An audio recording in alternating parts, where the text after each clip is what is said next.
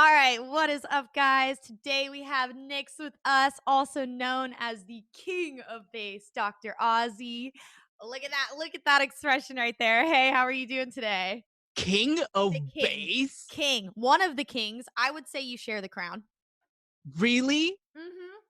I think I might be. Really, I'll go with prince. I don't mind being Prince? a prince. I don't think I'm a king. Oh my god, that's a I huge I crown to would wear. I would speak to others who think differently, but Oh, but I greatly appreciate you coming on today to speak with me on the podcast. It's I'm down.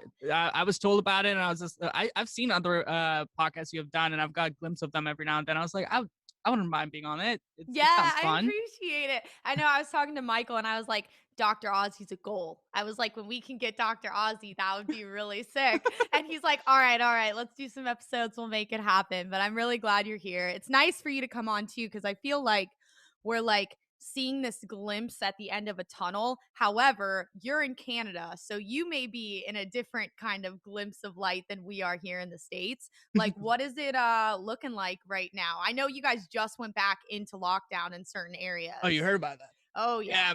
Yeah. Well, we got this color scheme going on for some reason. It's like red, green, yellow, and now there's gray, and then there's fucking emergency break, which is the shutdown. So Oh we got boy. this bullshit. Wait, I can swear. Oh yeah. Oh, go for Okay. it. Yeah. We got this bullshit 4 month. Like we keep going back and forth. Honestly, we're just going Yeah. into lockdown, and then we're letting businesses open, and then we go back into it. So it's kind of like it's like Ugh. that love-hate relationship with a girlfriend where you're just like, I don't know if I want to date you, but well, let's just be friends. Actually, never mind. Let's go hang out and then go watch a movie. And then like, it's weird relationship with the citizens and the government. So it's just like Oh. kind of odd. Everyone's getting their emotions played with once they're making money and then they're not. And then it's just all over the place. It seems to be all over the place because I talked to Jaqui, who's from Canada, and then I talked to Steph, who runs a management company, and she's in Canada as well.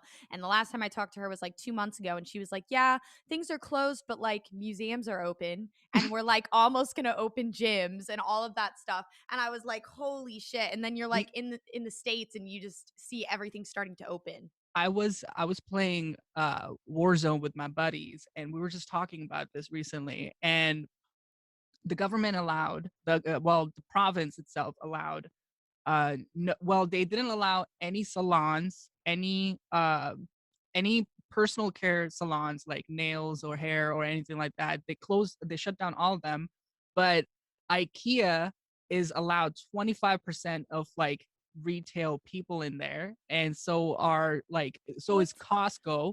So we were just talking about it, and then I was just like, I stopped the game and then I went in and looked at the stats. And one of the owners of a nail salon said that during the pandemic, they've had over 283,000 people show up into their business and zero cases in their Oh my business. gosh. And then most active cases have been in either warehouses or big box retailers. Yeah, absolutely. Like places like Amazon warehouses and all of that stuff are the prime example. And it's like we Mm, have this discussion too. And it's I had an attending emergency physician on who works in the ICU like 2 months ago. And he's like, I can tell you one thing that the mask fucking works. And if mm, people can follow the rules and wear their masks and go about their daily lives, it's going to be mhm. safer than telling people to congregate in homes, in small groups of people where you're Yeah. going over and you're seeing friends and you find this like sense of safetyness in Mhm. or like a safety net within your friends and family where you're like, oh, like you don't have it. So you're fine, but you have no idea where they've been the week prior to going to the Yeah. week after. And it's like, that's why like I look at states like California and it's just created this downhill slide because people are still going to do what they want to do, but when everything's closed, they're just going to go to people's houses and they're going to do it in Yeah. private instead. Mhm. You know? No, there people will find we are by nature a group of like people that like to hang out in groups. Even though there's a lot of people out there who consider themselves, and I consider myself introvert. So Hmm. like when I think about it, introvert, like I am totally happy with sitting on this chair for Yeah. fucking 24 hours. I'll sleep in it if I have to, but there are people who want to hang out in packs and they want Yes. to experience social like experience with like other Interaction. friends. Yeah, interact and everything. But you can't stop that. You can't. It's hard to do, even though there's a pandemic, and you have to kind of drill in your head, being like, don't go out and don't like, stay the 6 feet away. But at the same time, not a lot of people are gonna follow it. Absolutely. And it's just like, I just hope, even though like the vaccine, I think was our saving grace. And I've talked to people in Canada as well as people in like Australia, like Sippy, and it's Mhm. like, okay, well, we've kind of followed the rules. And I feel like Canadians, even though your emotions are being fucked with, you guys did listen to and follow the rules. When they told you to stay inside, you guys pretty much stayed inside. There wasn't this huge like force of rebuttal that you saw in states like Florida or Texas or Yeah, the yeah. places that just never closed to begin with. And but now it's like there's not necessarily a shortage, but it's like everybody's waiting to get the vaccine. Where in Florida, they just bought every fucking vaccine and they're Uh, like, get them out, get them out, get them out. And it's really interesting to see two countries on the same continent kind of just so differently handling it per se. yeah. I don't know. It's gonna be definitely interesting, but it's nice to see things starting to go back to normal and hopefully that will translate over into Dude, Canada. I'm And hoping I'm hoping by July, hopefully, within this like the summer time frame, we have yeah. everyone vaccinated. I'm hoping, like crossing my fingers, but mostly the seniors get vaccinated, and then like if so be, hopefully people under 50 are starting to get vaccinated by July. Because like Yes. because like if I feel like because I have one of my buddy who just got the vid, and then The and then vid, he the vid. Yo, and man, then vid. and he's fine because like he was like it's not he's like it's horrible, but it's not like threatening to me right now. Yeah. He's like it's a flu for me because I'm 22 and I can't smell or taste, but like I Mhm. can deal with it. But he's just like I can totally see the struggles in seniors from it. Like Oh, yeah. I so mean, he yeah. he he he totally relates to them, but that's what I'm hoping by the end of like month of July, hopefully everyone above 50 is like at least taken care of with vaccines. I feel like that's definitely like a realistic trajectory. And I mean, your friend's absolutely correct because Mhm. most people, me living in Florida, here have gotten COVID. It's just how it went down. Most people my age have contracted COVID and it Mhm. was a mild cold, mild flu, X, Y, and Z. But it's not necessarily about us. It's about our Yeah. parents. It's about our grandparents. And that's why wearing the mask and getting the vaccine is so important. Like starting Monday, I am able to get the vaccine. So Oh, I'm that's I'm able, awesome. yeah, which is wonderful. And that's just really a step because I think it's the sooner that you can get the people our age who don't necessarily, they're not going to hinder their lifestyle now Yeah. because of COVID. As soon as they can get it, they stop putting people who are elderly at risk, which is the Yeah. point. And I think California said is if everything goes as normal, June 15th, everything will be open. And I look at California as like the last place to open just because of how they've handled the whole thing. Yeah. So I feel like if they can do it in June, you guys can do it in July. Like it Hopefully. have to be. I don't know. But I mean, right, yeah, go ahead. Go ahead. like our vaccines are like very limited in Canada, unfortunately. I'm pretty Yeah. sure like Steph and Jakui probably were on the same page because like we're kind of it's not running short. It's just that we ended up rushing the first vaccine, and then now we need the boosters. We didn't have those. Oh no. So the boosters are the ones that are taking a very long time. That's what the seniors are depending on, and still are depending on. But hopefully by like that's what I mean. By July we'll have the boosters and the first vaccine, and everything should be okay by then. The other thing is too is like a year ago, 2020, I was literally like just sitting and like streaming and all that stuff, and then the moment I think it was halfway through the year where I finally thought, and I was just like, when is this fucking thing gonna end? like like I it. yeah. And then I also thought in my head being like, it's gonna end soon. Mhm.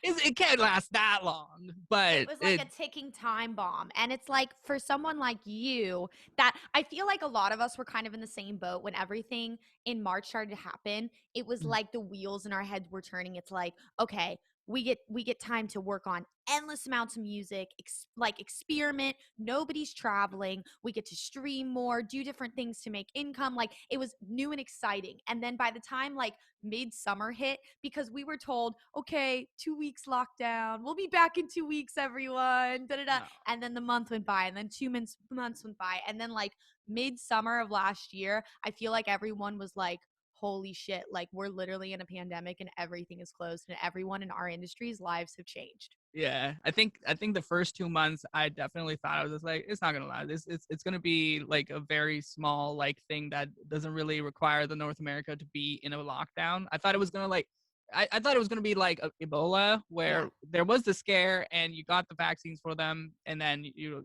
and like you got the questions asked that like did you like get it or anything, but everything was still running, but yeah, it was a wake up call after the 2 months. I got slapped hard in the face by my career where I was just like I can't only depend on touring Yeah. because it literally got taken away. The unfortunate part is that like um as a business, when it comes to a local business, you're kind of like hardly like you're supported by a government a little bit more. Hmm. But like I feel like I don't know. I mean, there could be other ways as well, but I feel like musicians are always like in this situation, especially, are kept to the side because it's an Yes. industry that is like that is thrived on uh large gatherings. Yes. So it kind of sucks because like I wish they had a little bit more of a plan for musicians, but not really. The music industry is like literally struggling. There's so many clubs in Toronto by itself that have been closed down during this 2 years. It sucks. And like they're not going to come back either, which is the sad thing. Yeah. And you look here and it's like you I just look at our industry, like the entertainment industry on a whole, like not just music, not just, Hmm. acting, film, X, Y, and Z. Like we were the first ones to be affected and we're going to be the last ones out of it. And that's just how the game is played. But the way that I look at it too is like you look at all of these different industries of work and different fields of work, and they all have these unions, and we don't Hmm. have a union. We don't have like this, like, I mean, I guess like maybe the musicians recording arts union, but it's very, they're niche unions, or like SAG Hmm. union, stuff like that, where like you have this protection, but it's not on like a like a government recognized level Yeah. where they would actually help us. Because I remember when we first started getting into this, we would all get sent things like, oh hey, here's this grant, but they only have this much money, and here's this grant, but you got to have these qualifications. But Hmm. the grants were only like, we've got $30,000, and when it's gone, it's gone. We've got this, and when it's gone, it's gone. And it's just sad because you look at all of these places, like the small venues, Hmm. like the comedy stores, the small theaters. I look at places like Broadway, and it's like, Hmm.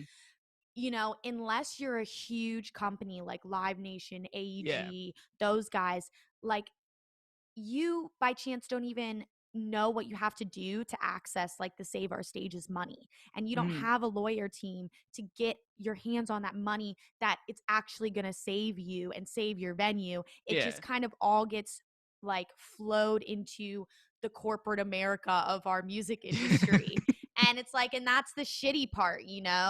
So I don't know, it's just it's really really sad to think about it too, because I feel like for people in my position, when you're like an up and coming artist, Mm. those are the kind of venues that like take chances on you sometimes, Yeah. like I the mean, smaller ones. the weird part is too like because like I myself I'm not like too keen to play festivals all the time. Like Hmm. I'm not a huge like I mean yeah, it's a great experience. You get to play and meet and network with a lot of people, but like I am so much more happier when I am playing an underground bar. But those are the places that are being shut down right now, so I can't Yeah. even like get that satisfaction. This is where like oh, well, this is where the this is where I feel happy now, where I'm Hmm. because of this whole situation, I've finally like started to like stream regularly every week. So like that that means a lot more to me now, just because I Hmm. don't have that fan interaction. So I kind of get that from stream. Yeah. But as an up and coming artist, yeah, I guess it must be really tough. I mean, it's kind of just like, it's not necessarily like tough. It's just sad to see like the places that you were getting shopped out to before, places that you would see like I use like Skyway Theater in Minneapolis as a great example, and like they're Yeah. okay, thankfully, but it's like people who just like have relationships and like with like these either boutique agencies or like Uh-huh. X, Y, and Z, and they bring in all of these newcomers because they trust those agents. And it's like I feel like a lot of those places, even in Florida, places that never really stopped making money, we've seen venues close and we've Yeah. seen like restaurants close and that stuff. And it's just like really shitty. But like, so why don't I would love to know like the reason why, like, why do you not like festivals? Because as like I'm a person where I'm like, oh my God. And I think this is just probably like me being an impatient new artist, Yeah, yeah. being like, oh my God, get me on the festival lineups, get me here, get me there. Like, Well, so okay. It's not so much the festival. Like yeah, it's not like if like I don't know. I've played enough festivals and for sure. they have been fun. Mm-hmm. No doubt. Like they they do. I don't know. Like it's something about it. I think mostly I think I get to see my peers. I guess like that's the best part that I can look at. And Mm-hmm. every now and then I would like see a fan that I can talk to and stuff. But it's just I don't know. Like I've just it's not a bad experience, but I just know what like I don't know how to explain it. Like I feel like it's not like overwhelming sometimes, but I feel like our community is so small once you get to this like level or like upper echelon level where it's like you're seeing the same people all the time, and I feel like it's just a lot sometimes, but I can here, also I don't know. this is okay. So when I go play an underground bass show at a bar or a club, Mhm. um, capacity like 1,500 to 2,000, right? Yeah. And then when I go there and my name is set as the headliner and people are there to see me and know my music and know me, I feel a lot more complacent because like I can actually interact with these people who actually came there to listen to me and care about my music. When I go to a festival, it's a whole different situation. Like I'm not talking like shit about the festivals. I just think that the environment is like a little bit different because I it could be a like some festivals could be a major dick measuring contest within the artist, and some festivals people have no clue who you are and you're just playing a set. You know, Yeah. it's I find more value to people who want to pay the ticket to an artist rather than a festival. You know what I mean? Absolutely. No, that's like an amazing point, and like I totally understand that, and I think it's just probably because you've got that like new artist bug and you're still building your discography, you're still Definitely, doing X, Y, it and should Z. definitely be a check mark on your list to be like, I gotta do this. It has to be in my resume. Yeah, yeah, for sure. But you're absolutely correct. And I also feel like the energy, not only when you have fans who are, recognize your music, came to see you Mhm. specifically, is totally different than a crapshoot of you being on a base stage at 6 p.m. and maybe a fourth of the crowd really loves your shit and a fourth of the crowd really hates dubstep, but their girlfriend dragged them there. So they're just like chilling, looking at you like you're like a crazy alien person. I just think about it in the back of my head. I'm just like, man, somewhere over there, some girl or guy's wondering who is this guy again, Yeah. and then That's and then so I'll be true. like, and then I have to be like, just look at the visuals. It's just right there. My logo's right there. Please just care about me. That's Please the only care. Please that's the care. part that like it doesn't hurt or anything. Like I'm not like sad about it, but I know like in the back of my head, I'm just like someone is wondering who is this guy.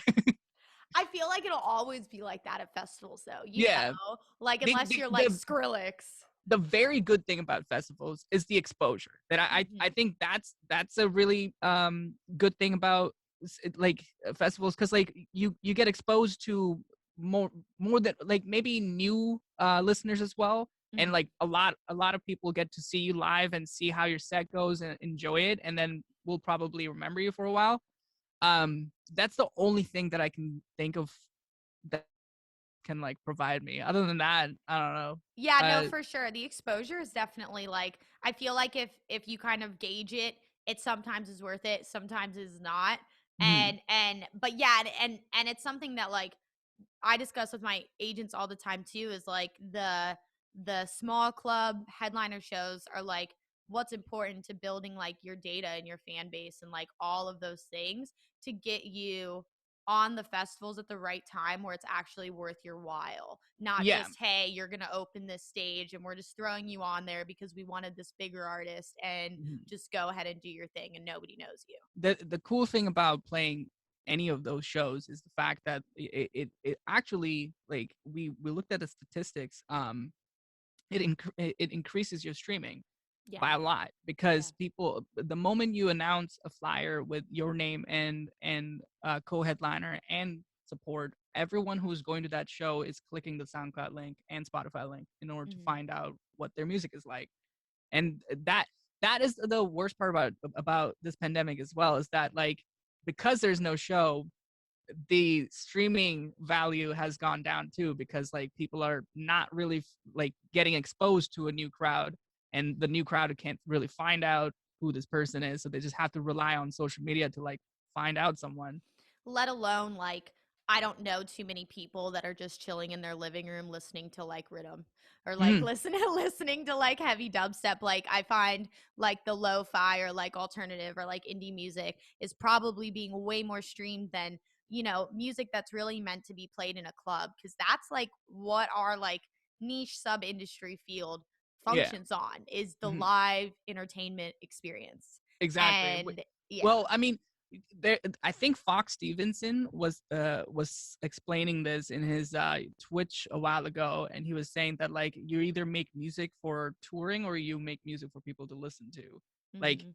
the moment people make singles and put singles out, they want to tour with it, and then there's people who want to make music for people to just constantly get streaming revenue, which is Yeah. like both are equally fine, but when you combine both of them, you get a good better result. But yeah, I don't know. It's kind of weird how the the the the analytics graph is just like odd since March 2020, and it just Absolutely. goes down. Absolutely. And I mean, do you like are you someone who like with as seasoned as you are, take those things in consideration? Like do you say, okay, like when I'm writing this, I'm doing this because I really want to push this like experimental facet and I want this to be more of a listenability, Yeah, revisitable song or yeah. hey, this is a fucking club banger. This is supposed to be played out in the clubs to a mosh pit. I mean, I've done it. I've done both, right? Okay. And I've had more results with obvious bangers, and because DJs would like put that in their set, and Mhm. because it would get the largest wow factor. But recently, like, my mind has changed more to creating musical aspects of my genre. Like, I don't know, I feel like I've been listening to rhythm and dubstep recently, and I'm just not happy the way it's going, so I just want to change it in like a musical form a little bit more rather Yeah. than good old one note Norman throughout the 3 minute track. Yeah. But I finally like understood what I need to do, and I think it all started from like building a concept behind first Mhm. the music and the brand, and then once I got that, I was just like, I should probably try more musical notes and give it more of a listenable idea. But like before, I wasn't like that. I think I was huge into, because like I was getting pushed by management and label to make bangers only. So I was just like, I don't know. Like after a few years later, like now especially, I am way more musically inclined to have listeners listen to the entire track rather than, skip to the drop and last And drop and call it a day. versatile. I Mhm. just feel like especially in this time, you're correct when you say, yeah, can we stop making the atonal dubstep? You don't have Mhm. to go like total like color based melodic rhythm, but to see the fluctuation, especially because it's like we've had all this time to experiment and I really think like your track motion with Trinergy and Chime is like a perfect example of some of the music that's really like come out of this quarantine facet. I think of artists like Asora, I think of Halicon label, the label Ula Styles label. And it's Mhm. like those are very like I feel like pushing boundaries electronic music that we Mhm. may not have seen if we didn't go into quarantine. And I feel like there's a lot of artists like Nushi and automate and all of that stuff that are put on the forefront now because we had people who were interested in listening to something other than atonal dubstep because Yeah. nobody's in a venue or a club. But Mhm. it still hasn't made a drastic enough change to Mhm. where the big headliners are making other shit. So I wonder if that will ever come. I think it will. The thing is that like I always talk about this on stream as well. Like every time I hear an atonal one note Norman throughout the whole thing, I always tell people I'm just like, man, imagine listening to a piano note like for 3 minutes, Over and just over one again. piano note, just like a D sharp, just like for 3 minutes and fucking 45 seconds. And then I actually did that test. I I literally pressed one note over and over again, quarter notes, just like throughout, and everyone was annoyed. But I was just like, that's exactly how I feel when I listen to a tonal one note That's what you Norman. just did on a piano roll. That's literally what you Exactly. did. So I like it. All it takes is adding one or two notes to make it catchy, and Mhm. people forget that they just want to go for the hardest tear out, like even fucking, like if thinking about Murata as well, like he himself is also like adding more notes because he wants to make it catchy and memorable. But like Yes. once it gets one note thing, I honestly start losing interest in Well, music. it sounds interchangeable. It sounds exactly like the next song that somebody might put out Mm, or X, Y, and Z. And then you can't tell necessarily not only who the artist is, but what the song even is. Like exactly. I look at a lot of the compilations that have been released in the last year, and you either get like a total like eclectic, very well put together compilation, or you're shuffling through song after song and 20 of them sound exactly the same. And you're like, holy Exactly. shit. Yeah. So I mean, what would you like? Where was the line that you crossed when you were like, this is going to be my sound? And I mean, you've definitely evolved as an artist. I think that's something that people and up and coming artists shouldn't be afraid to do. But what inspired you to be like, okay, like we're not going to do that. We're going to do our own thing and just keep pressing until we get recognition. I think it's the YouTube comments. Yeah. Oh. I literally tweeted the other day. I was like, friendly reminder, don't read your SoundCloud or YouTube comments. Yeah, no, I fucking do it. I literally, I'm so stupid, but I mean, at the same time, it's stupid because like I think everyone should read the comments, and I think it helps you kind of like, because like okay, like when I was young, like 18, Yeah. and I didn't have a job, but I was pursuing making music on on computer, and my mom herself was a signed artist, but she quit. She retired from singing, Oh and wow. then she told me, because like she was, I would say, well known and borderline famous in India, Mm-hmm. but we moved to Canada, and then she instantly retired because she's like, I don't want to tour anymore and blah blah blah. But she didn't see an outcome and support from Canada for music. So she Yeah. always told me, she was like, this is not a good career. You should either become a lawyer or some other profession like a doctor. and then we kept on going in this like huge arguments and fights almost, where I just wanted to constantly prove her that this is a good choice and this is a career that I want to choose. And every time I see those comments on YouTube and SoundClouds, I kind of just go like, "Hey, that's my mom right there." Yeah. Oh my gosh. And then all I do is like I convert that into like, I'm just gonna prove this person wrong, whoever this Yeah. is, and I just want to constantly try that with every comment that is either negative or not, or like, that like sometimes even like a small comment like, that snare was not like, wish that snare was a little bit more punchier, and then I'll be like, all right, next song, don't worry. I got you. I got we'll you. we'll worry about that. But like there's other people who would just look at the comment and be like, I can't believe this is happening, I'm gonna quit. So Mm-hmm. I take it as like not a constructive criticism, but I take it as like for me to evolve as like, I guess it's constructive criticism, but some Mm-hmm. people are just brutal about it, so I just kind of like laugh about it. Well, some people are assholes about it, but I definitely think there's like a way to sandwich things like, hey, Mhm. this is great. This could be a hell of a lot better, but this was Mhm. great too. So, but, and I also think that's like, that's a great method for like not only improving but like trying out new stuff. It's like you Yeah. may have never tried a different snare or tried a different technique to sit it Mhm. well in the mix if you hadn't gotten that left-handed comment. But it's all like it's all opinion like biased based, where you kind of said somebody may be obsessed and say I'm quitting, and then another person may say, hey, this just didn't do it for me. Yeah.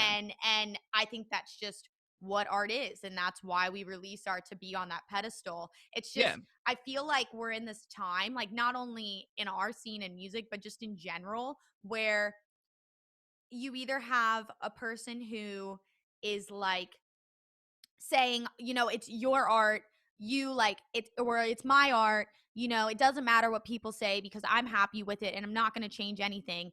And then you have other people where it's like, oh, well, like you're trashing on his art, you couldn't do what he's doing. And I feel Yeah. like we should get out of that mindset, because I feel like there's something to take from everybody's form of like Yeah. critique or feedback. I think it's a huge lesson to be taught to artists, especially because like sometimes some artists are like very vocal about it, and They I are. think I think it's not a disappointment, but I think it's worrisome because like I mean like think about it this way: if you ever went to a art gallery and then you have two people standing in front of a piece of art, and one person's like, I don't like this art, and the other person's like, I like this art. What are you talking about? And they get in a like weird argument about what the art is. But then you have the fucking art designer, whoever it is, or the painter, and he's sitting in the back and just like having this conversation. He's listening to it. All he's getting is just like, I clearly did some sort of thing here and I'm proud of it. One person's gonna buy it and one person's not. Mm-hmm. And he's just in the shadows and that's all he can do. It's his art, he's proud of it, let it be. If someone likes it, they'll buy it. If someone doesn't, that's it. But to vocalize, if he got in that argument being like, hey, this is my art. If you don't like it, get out of here. Like that's it's just I think it's a little disappointment on that art guy because then he kind of like limited himself from having that discussion. You know what I mean? Well, and he lost that potential customer or Yeah. buyer forever. Not Hmm. not okay, well, I just didn't like this one, but let's check out his next one and maybe I'll buy that one. Exactly. And it's just kind of like having like an opened mind for conversation and like healthy debate and like just like Yeah. listening. and Hmm. and I just feel like a lot of that has like gone out the window. But I also, when we went into lockdown, it's like you're taking people, especially in our industry, that Hmm. thrive from a consumer standpoint by going to festivals and going to shows every weekend, and you put them all inside their house. And Yeah. it's like that type of person who isn't per se like you or I, where we can be an introvert for a long time before we're like, all right, man, we got to do something. What's going on? Yeah. I feel like you just have a sense of almost like inner implosion when you're Yeah. not able to do these things that you were so consistently doing since you've been 18 years old, Yeah. and then I feel like that kind of feeds into the negativity facet that you see on social media now. That's I finally, I think, getting better. I think it's definitely like I just don't I wish like artists had that mindset of being the quiet artist and just holding down their share of like work and then not talking about like I've seen people just literally rip people apart just for commenting one thing as an Mm-hmm. artist. And I just can't believe like our attention spam as an artist right now, especially on Twitter. Oh my god, Oh, it's Twitter. horrible. Yeah. But I get those tweets every now and then too where like someone is like trying like actually I had a huge this guy called his username was Dick underscore sometimes, Oh boy. and he clearly he was so annoyed by me, and we were having a huge argument on Instagram, and he was just going off, just Over ripping what? everyone. Well, the song "Claim the Night" was happening, so we took out all of our images off Instagram and did a whole little marketing strategy. And then he was just like, "Just for one song, you did that?" And I was just like, "Wait, Oh what?" my god. And then he people from Discord saw it, and someone posted in Discord that this was happening, and then everyone started like going after him, and Oh he just no. kept on going. So, like in a situation like that, um I would try to Mediate it. defend, Yeah. yeah.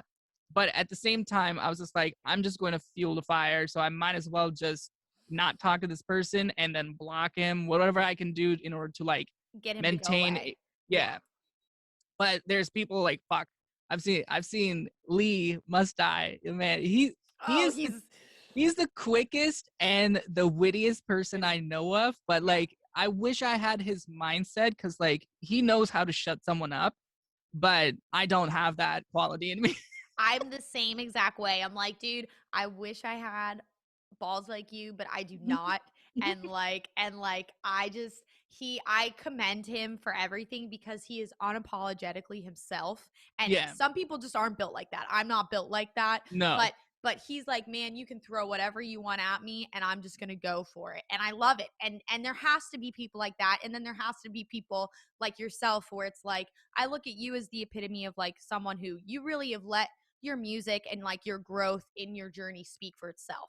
It Mhm. hasn't been this whole kind of like I feel like sometimes artists are so loud on like Twitter and other kind of platforms, not in the way of Must Die, but just in like following trends and doing X, Y, Yeah. and Z because their brand is like the main focus point of their music. And we've Yeah. seen, I mean, you've seen really, I feel like the whole brand artist is something that's kind of come out in our industry in the last decade per se. I mean, Yeah, I don't know if you would agree with that or not agree with I that. oh, 100%. I would say at the moment the marshmallow was introduced, I think everyone started to consider branding in their Yeah. music 100%. Yeah, and you see these people and it's like it's part of their brand to follow these trends and be Mhm. outspoken and do X, Y, and Z. And it's like to each their own, but then you have these incredibly talented producers. Like I look at you, I look at people like Chime, I look at everyone on Outer Loop, really, like Asora, like Laws, and it's like they've really just kind of let their music speak for themselves. And I think that's why you all have such a dedicated fan base, which I think a lot of these bigger guys don't have sometimes. Yeah. It's very like I consider fans and followers two different categories. And Yeah. it's like you can have 500K followers, but how many of those followers are going to buy a ticket to see your shows or donate on your streams or buy some merchandise? And it's like you're someone who's built up your stream so much to I mean like were you streaming before the pandemic, before COVID? I started about like I would say yeah, I would say 2 months before the pandemic. I And started so cuz why I did was you start streaming? um I don't know. It was something that I wanted to do for a bit, but I just didn't know what I was going to stream, you know? Like Mhm. because Twitch and like when I think of streaming it's mostly like I think like back in the day I was just like games, like that's what you fucking stream. Yeah. But I didn't think of like teaching and like educating people about music and the industry on stream. So it finally became like that. But yeah, that was the ideal reason why I wanted to do it. And it was like it honestly the main purpose was for me to like connect and talk to people more because like Yeah. the moment I started it I think I've met well not met but like talk to more friends and made more friends because of like streaming and like I got to connect with people who haven't seen me live and talk to them like live. So it served me that purpose because like as soon as like the pandemic started, it even became even more of a need and like for me to have like emotional stability to like talk to these people and actually like converse with them because that's all I need when I go to shows is like speak to these people, but I don't have that opportunity anymore. So that's another reason I wanted to do it. It definitely like fills that void. I was talking to DeAndre from Vandals and he like said the same thing. He's like, the Mhm. reason why I stream is because like not only do I get to connect with people not in one city, but endless amounts of cities all at Yeah. once, which is something that like when certain artists said like, hey, I'm not streaming, this is stupid, X, Y, and Z. I'm like, dude, like it's just this huge, massive, like uh kind of relatable way for you to get exposed to this huge demographic of people, whether it's, That you know, mindset is so dumb. Like to just like I'm not streaming. yeah, I've heard people who have said that like who's gonna watch me like 5 people and that's it. I'm just like, is that how you're gonna think when you go play shows? Like, yeah, because right. then like you don't go to shows and be like, there's only 5 people playing. Sorry, showing up. I'm not gonna fucking play. That's not it. You're like you made a fucking you made you made like a promise to yourself and the stage when you are about to play as a Mhm. performer that Yeah. like no matter what, you and I are the same and we're going to work together. It's kind of the same way if you look at stream. If there's 5 people, you are dedicated to those 5 people. Who cares how many people there are? Like I never fucking looked at the viewer count whenever I'm streaming because I don't really care. I just want to talk to the people that are interested in me. And the same goes with shows. Like when there's 5 people, they're there for you. Like Mhm. It's that's like, it. hey, that's like 5 whole people in the world Mhm. that decided to take their time out of their 24 hours out of their day and spend it with you. And it's Yeah. like for the people saying that too, I have that same kind of perspective in my head where I'm like, is this your perspective that you have when you go to shows? Yeah. Because everyone, everyone, I want to say probably like 98% of people start at like ground zero with Yeah. anything. So it's like you have to build it and you have to do it consistently. And Mhm. like for some people it may not work, but to close your mind off to other ways of making an income besides standing on stage with CDJs, I think is just very like narrow-minded approach.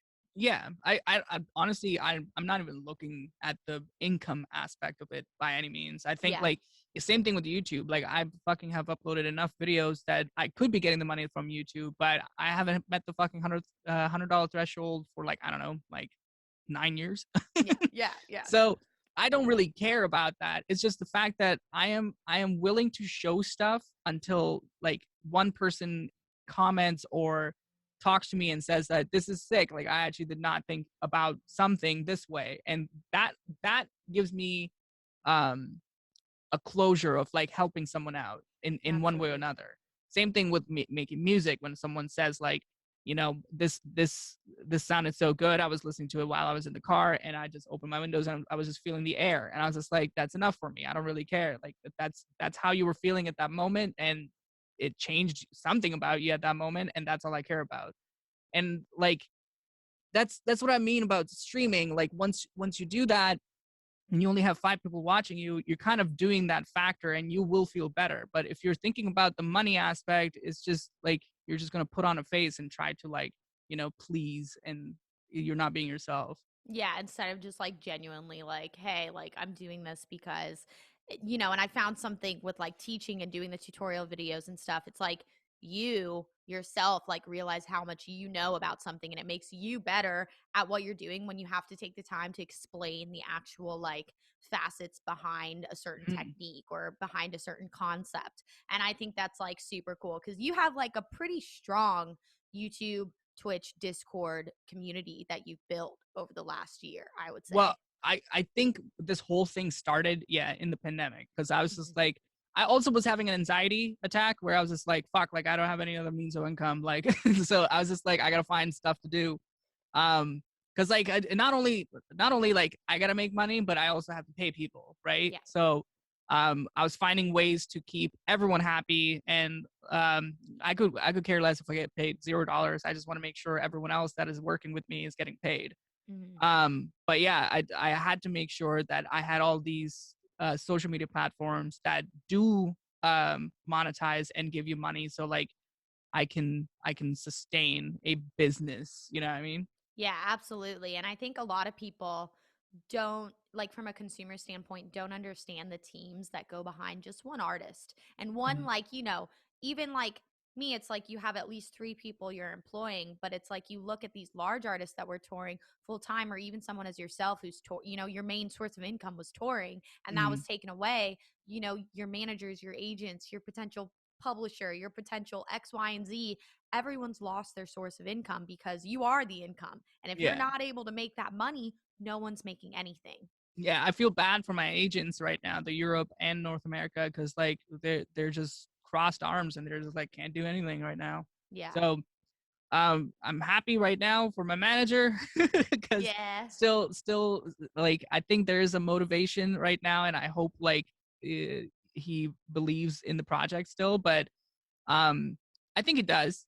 I think Michael does love I me. definitely think Michael loves you, to be Okay, honest. dope. Yeah, yeah. I want to say that he honestly really likes you.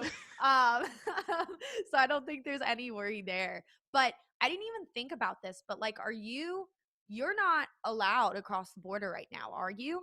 Or We are, but okay. we have to. Okay, so this is a shitty situation. Oh boy. So if we are going for a business related, well, travel is I don't know what the travel is, but for business related traveling, you go and once you come back, you have to quarantine yourself in a hotel for 3 days, and then you have to quarantine yourself in the house for 14 days. But the hotel is coming out of your pocket, and on top of that, there's a $800 Canadian fee. What? Yeah, there's a penalty. A penalty. Here's a penalty for you leaving the country Yeah, to go and work and do here your business. here's $400 for your flights. When you go there, make the money, come back and spend another $400, come back with zero. So basically, just don't go. Stay where Yeah. you're at, and we'll break even, I guess. Yeah. Oh my gosh, that's a mess. Well, I would just hope, you know, with your trajectory that you were saying earlier, like by July, if I feel like the first step is just getting all of 50 plus vaccinated, because that Yeah. is where, COVID is mostly affecting people unless they have like a pre-existing health condition. Mhm. Yeah, that's so shitty, man. That's I I hate it. yeah, That's yeah. the weirdest rule that they have applied, but I get it because like most of the cases are coming from traveling as well. Like that's the Mm, major one. But like the ones that are getting it within Canada locally are the warehouses. yeah. And I don't think anyone else right now is at risk. You But guys have a low amount of case numbers, don't you? I mean, compared to America, yeah. Yeah. Yeah. Compared to But the it's people big. packing It's out baseball stadiums. but like I mean, like we also have our population is like really low too. So Yeah. compared, like it could be really high because our population is really small. You know what I mean? Hmm. So like America obviously has a lot more people living there. So I can totally see what their big number would be. Yeah. Like for example, India is one like the second one that is the largest cases that they have, and that's I can guess is because they're the second largest population in the fucking world. Hmm. So yeah, I can totally see like us freaking out just because we have 1,000 in the province. So, do you guys have family, friends, or friends that still live in India? Yeah, well actually we're generation zero in Canada right now. Wow. That's So huge. yeah, it's just my parents, me and my brother, and a dog and a cat. Oh, And and I love then pets. rest of the family, we're so spread. There's a couple people living in UK. There's a couple people living in Australia. There's a couple of people living in India and America. So Wow, yeah. all over the place. I was just curious because obviously, like the United States and just this continent in general is like a main focus attention point for the rest of the world, pretty much. But have you heard from like family members in India how this has been like handled over there? Yeah, I've heard from my mom always talks to my aunt in India about how it's going. They're spreading out vaccinations like throughout the country. Uh I don't like honestly I don't pay attention to India that often. Yeah. More not as much as my parents because obviously they are from there. Hmm. But I think they're doing okay, but not too good. I mean, I lost my uncle through Oh, from COVID, no, I'm which is sorry. it's That it's sucks. okay. You don't have to apologize. But yeah, I think that was the only biggest thing that I heard because I was just like, because he was the thing about it too. He wasn't healthy anyways. Yeah. He was struggling with illness already, so I think that just kind of like put another um health risk on him. So Mhm. it was really tough for him to survive. And I understood that instantly, and I felt like it was sad, but and then we were just like, I guess like if it was just a little bit healthier. Yeah, yeah, that stinks. And I feel like that's why it's like such a dangerous point. And it's like you look at people in like the United States too, and it's like there's so many people who are so like whether it's a pre-existing condition or just like don't lead like a healthy lifestyle. And it's like this was so dangerous for people like them. Mhm. And that's why it's like so important just to like get the I mean, vaccine I've had out. people just come up to me and be like, "Yeah, no, like it doesn't do shit all. Like you don't like it, you won't die from it. It's not like that big of a thing." And I'm just like, "No, like it's pretty serious." I mean, numbers don't like lie. Like Exactly. I don't like I have kind of mixed opinions on the whole thing, but at the same time, it's like I'm not going to argue with science and I'm not going to argue with actual data and facts. Um, Yeah, because it's just like those are there and then you form your opinion based on those things, but it's just like crazy to me to like hear people say like X, Y, and Z about the vaccine and it's like you don't understand that unless it's like for a religious reason, like you have to have vaccines to go to school, like you have to have vaccines to go to college and all of this other stuff. religious reasons. Yeah. So like I guess you can use a like religious kind of documentation or for religious beliefs, you don't have to get certain vaccines Wait, as like a what? child. Yeah. Yes. Yeah, which I was recently educated on and I thought that was like not true and then I like did some research into it and it's totally a thing. So So if you went to the doctors and you were just and the doctor was like, "Are you vaccinated for COVID?" And then they have to say, "No, because I'm religious." well, I don't know if it's in the sense of that, but more so in the sense of like when we went to school as a kid, we would have to have like your vaccination papers for like Yeah. regular things. And per se, like if your parents said you were a certain religion or if you got papers from, X, Y, and Z, you don't legally in the States have to get those vaccines to attend school, Oh, damn. which is crazy, which is super, super wild. What But religion is this? I don't know. I don't know. I'll have to link some stuff below, but I thought that was like insane because it's just like looking at like the scientific facts that like Yeah, there are vaccines. This isn't the first vaccine that's ever been invented in the history of time. There's yeah. hundreds of vaccines. So it's like for such a rebuttal point to come from like certain corners of our country Mhm. against getting the vaccine is just like baffling to me. What But like, what if, like, one day you're, like, working really hard and, like, you cut your arm on a rusty pipe, like, do you not get the tetanus shot? right? That's what I'm saying, and I'm just like, "Holy shit." But, like, I have friends who, like we were just discussing the other day that hadn't gotten vaccines that, like, I got when I was in, like, middle school, and they're just now True. getting them. So it's, like, somewhere in there, it's either, like, an attention facet or whatever, but I thought that was super interesting, but I just feel like as soon as everybody can get the vaccine, keep wearing your mask until you get it, and, Mhm. like, wear it until there's, like until a certain percentage gets the vaccine, then we can like achieve herd immunity or whatever Yeah, they're kind of saying. And once we get to that point, we're all set to go.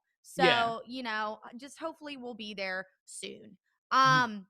So how's like music been for you during this time? You've had hella releases, which is awesome. Kind of. I I mean, like, mean, compared to 2018, well, starting before the pandemic, pretty much, like, I've been very the thing is that we're being very strategic with music at the moment because like after host ep we realized that like there's no follow-up tour with it, mhm, so we are now being a little bit more strategic with because like what I realized is that the visual response that the fan base and crowd wants is playing shows and seeing live and stuff.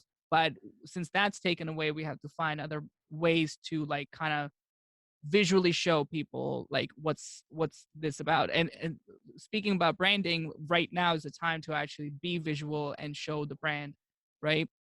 So absolutely. we're right now we're trying to focus on how we can like showcase the music with visual assets to like go hand in hand and make it work. So that's why I'm not like I have collaborations, I have like all these things released, but like I'm literally just collecting things in the armory until like I have to really release them. Mhm. But yeah, I've been working on music for quite some time, like since like the pandemic started, and I'm just keeping them until they're like finished.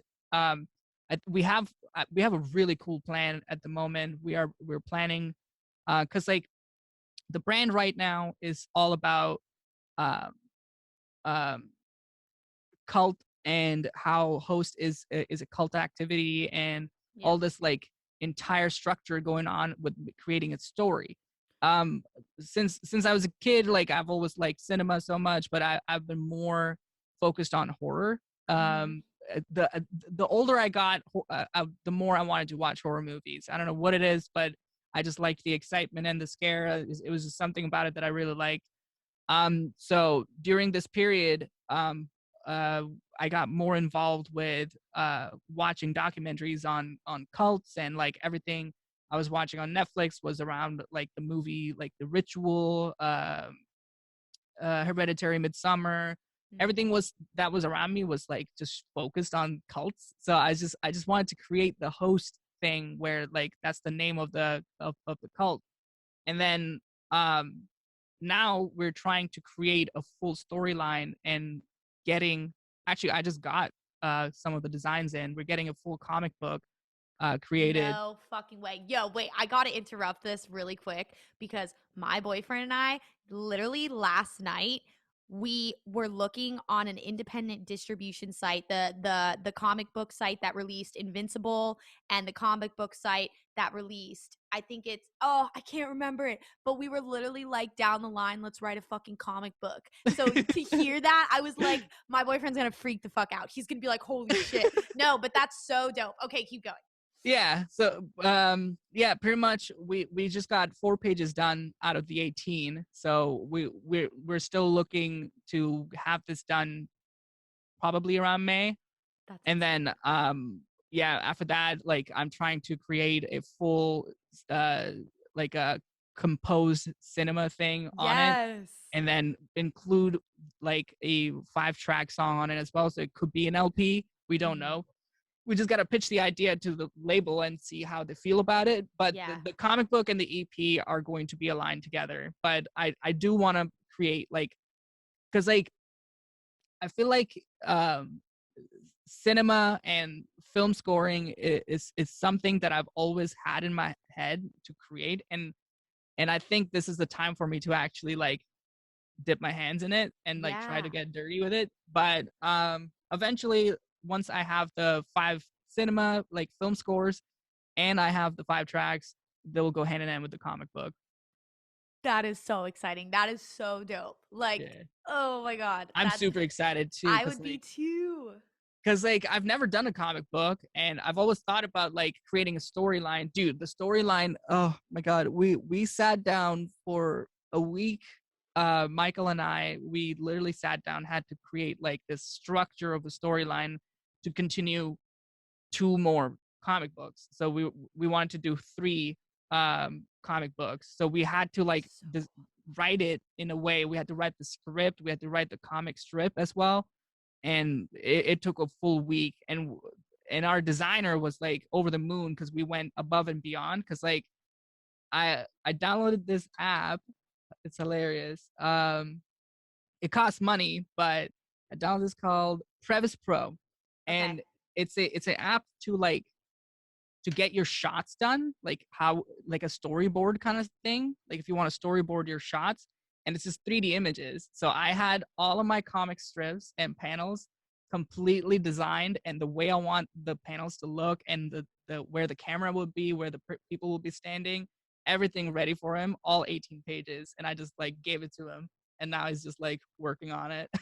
That's so exciting. That's literally because I'm a huge comic person. Like, so is my boyfriend. We're totally into that whole like kind of niche realm. And Hmm. he was literally just like, no one in EDM has ever made a comic book. And I like, mean, like Snails did. he did. I didn't know. I Yeah, didn't know that. That's really he awesome. didn't promote it that like that much, but like our I guess like the brand that I'm going for is related to story. Like everyone knows right now, most of the fans that I have, they know that there's a story behind it, but there's just no explanation to the story yet, But you this know? is gonna be the explanation. Like, this is Yeah, it. You yeah. know.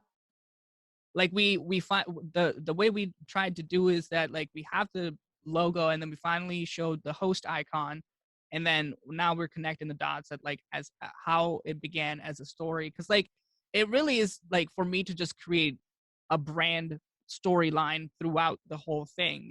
It's not like I I like cults or something. I don't believe in Mhm. cults. It's just like I just like the factor that I'm creating a story on top of the music. Yeah, and to have the I feel like the main thing is like how do you tie your the whole EDM fan base into the comic book? And that's by Mhm, having the LP and having the score and mhm, having the three things really be like one unit that works together. That's so mhm. cool. Yeah. Yeah, and I think that that kind of like puts me at a versatile spot in like the community where I Yeah. feel like I stand out just because like there's artists that have a logo and a name, but I feel like my stuff right now has a weird meaning behind it where like Dr. Ozi is not just the name and a dubstep producer. There's like more of a more more of a thing to invest into and be like I want to read about it. I want to follow the music and understand the whole thing rather than just like, there's a dubstep song that's coming out this month and that's it. You know what I Yeah. mean? And I feel like from an outside point of view as well, it's like I think of like a host cell and I think about how like in, the world of medicine, how the host spreads and all that stuff. And then I think, okay, Dr. Ozzy, the host, like all of that stuff is like very interconnected. So I'm very, very stoked to like, do you know? So you said like around May is when you plan to kind of roll stuff out.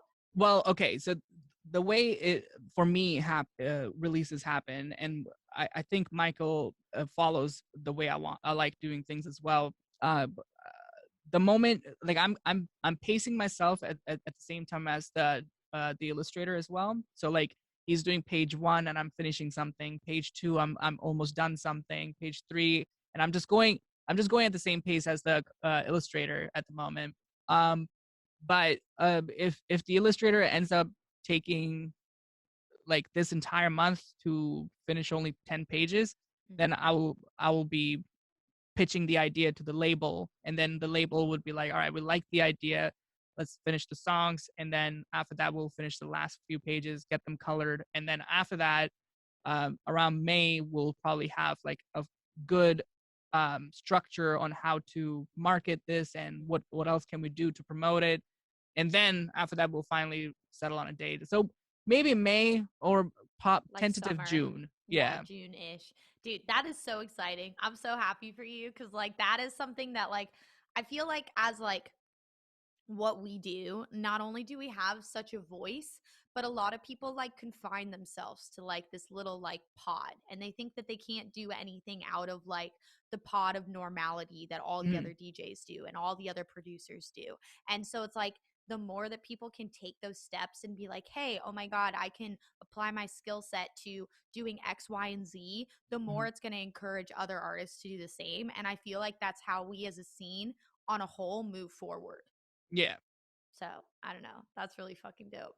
But is there any new music set to come out that you can tease to your fans and listeners? Uh, Wait, tease right now? Not like tease, not like show us, but like Oh, okay. do you have anything on the books that um, you're looking forward to, or is this kind of the project that you're really this just this focused on is right this now? is this is for sure the focus right now. Cause Okay, like cool. I honestly do not want to take any shortcuts on this one. Cause Mhm. like it's pretty big. Cause like the end goal is like to get these three comic books ready and like have a good storyline behind them to possibly make a short film. Yeah. Like that's the idea behind it because it's a horror comic book and I want Mhm. to keep it horror, and it would be great to see it in like a full film set while my score is playing. I'll be ecstatic about Over that. the moon. Yeah. Yeah, but like yeah, that's the main focus, and I want to see how it goes too, because the moment this gets out to people and people read the comic and also listen to the music at the same time while reading it, like we want to see what kind of results will we have, because that's what I'm talking about when I was talking earlier about the visually pleasing stuff that we don't have anymore because of the shows being canceled. Like now we that's the thing that I want to show, is that you have something visually to see while you're listening to my music. Oh my god, and that could just like when touring does come back, it's like those comic books and those pages could translate into your new visuals and Oh, we already translate fucking like like we went fucking all the way. Once we were done the script, we already like, imagine having this on the merch. Imagine having this on the fucking yeah. LCD screens. That's like in my mind, as long as the consumers respond to this positively, which I'm sure they will, that's like 2 to 3 year plan of Mhm. merchandise, of a potential short film, of a score, of the Mhm. second book, the third book. Like, oh, that's so I mean, exciting. that's how Host started because people like the moment I released the Host EP, people were very invested in the icon itself because that Yeah. was visually pleasing, and Yep. people were just like, that's Dr. Ozi, like that's, and it worked out so well that we're expanding it like even further right now. That's so cool. But yeah, I remember when the cover came out, it's like you finally had that kind of icon related to yourself. And Mhm. that image where it's like you see that, you're like, oh, that's Dr. Ozi. That's him. Mhm. That's him right there. But I'm very excited for all of this. I'm going to bug Michael and be like, yo, give me previews. Give me previews. Shoot I it can say over. I will send you the entire EP that is like unfinished. I would love to hear that. Oh my God. But I do appreciate you coming on today. I'm really hyped that I asked you about the music because now we got this whole back end story, and I'm sure your listeners are going to be going Yeah, insane over it, which is going to be like such a good reaction, and it's going to translate so well into touring when everything comes back. Um, hopefully. Cross your but fingers. yeah, no, it will. It will. Don't even doubt that shit. Manifest, manifest. But thank you. I hope you have a wonderful day, and I hope I do meet you in the next hopefully year or so. Yeah, well, I mean, we will if you want to do another one of these, I'm down. This is fun for me. No, Loved this it. is awesome. Well, I like it because it's like you don't get to listen to too many artists unfiltered. And I Mhm. think judging an artist based on a text based platform is Yeah, just so like inaccurate of how an yeah, artist wants to be heard or represented. mhm. And this gives the opportunity to have people like you come on and just talk and us Yeah. just kind of shoot the I shit mean, and be transparent. voice is important when it comes to stuff like this, like Hmm. podcasts, streams, YouTube videos, anything that you're doing vocally, it transfers better than text. Yeah. It's a given. Yeah. Oh, absolutely. But I will definitely look forward to having you on. Hopefully, we'll get you on after the releases of one of these books and we can do like a whole like listen through and you can tell us about it and all that shit. But I hope you have a good day. Thank you so You much for too. coming on the EXO podcast and I will talk to you soon, all right, man? All right. All right, have a good one. Bye. Goodbye. See ya.